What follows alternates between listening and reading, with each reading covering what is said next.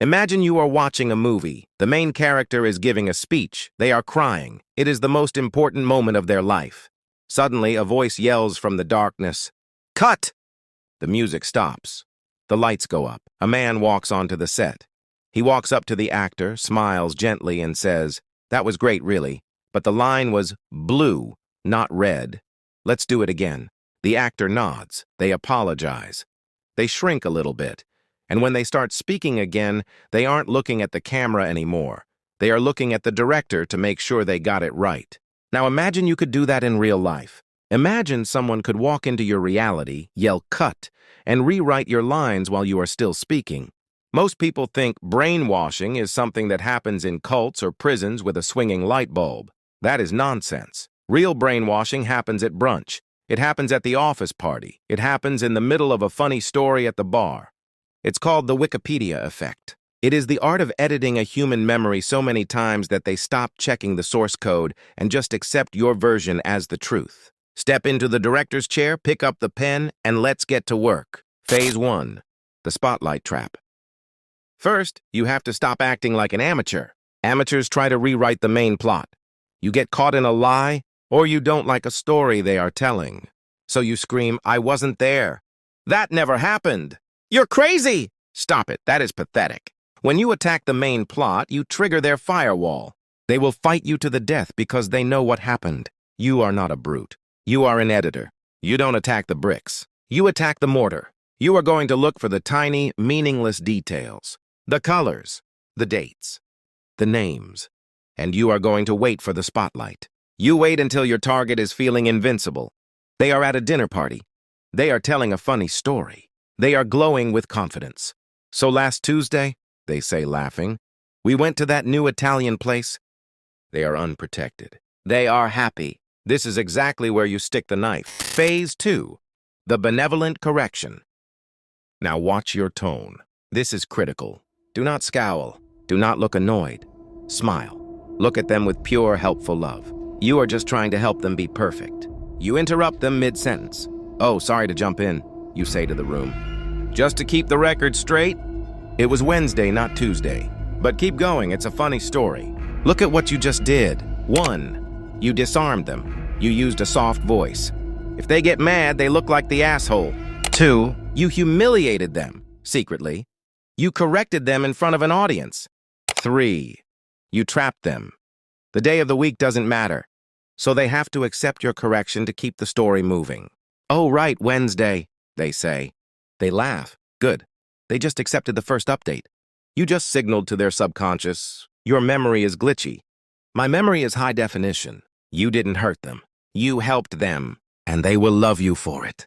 Phase 3. The Wikipedia Effect. One edit is nothing. To own them, you need to edit the page 1,000 times. You are going to do this constantly. But you will never touch the big stuff. You will only sand down the edges. They say the car was blue. You smile and say it was navy. They say the waiter was rude. You touch their hand and remind them he was just busy. They say they were wearing the red dress. You laugh and say, "No, silly, that was the black one." You have such a bad memory. You tease them. "Good thing you have me to remember for you." This is the Wikipedia effect. If you change the details on a Wikipedia page enough times, people stop checking the citations. They just assume the current version is the truth. You are eroding their trust in their own hard drive. You want them to feel a slight panic every time they try to remember a detail. You want them to think, "Maybe I am losing it. Maybe I can't trust my brain." The human mind hates uncertainty. It needs a backup drive. You are becoming that backup drive. Phase 4. The public surrender. How do you know when you have won? How do you know when you own the copyright to their life? You watch for the pause. A few weeks from now, they will start telling a story in front of friends. "So we were at the park?" And then they will stop. They will realize they need to say a street name or a time or a color, and they will be terrified of getting it wrong. Their eyes will dart across the room. They will lock onto yours. They are looking for the director. "It was the park on 5th Street, right?" they ask you. Look at that. They are asking for your permission to speak.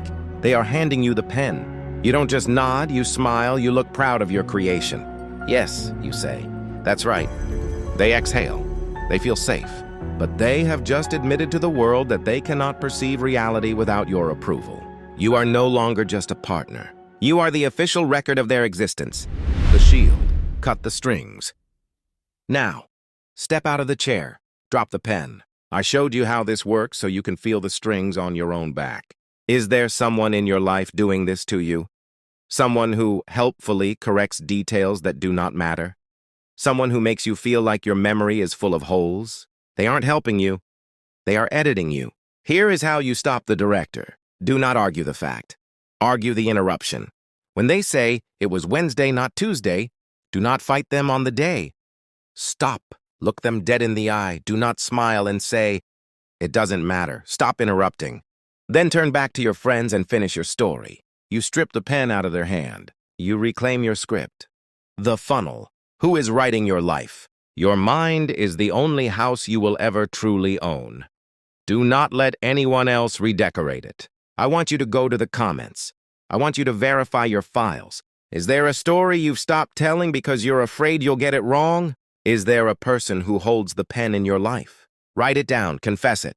Seeing the glitch is the first step to fixing it. You now have the editing software. Do you use it to control, or do you use it to defend? The choice is yours. Subscribe.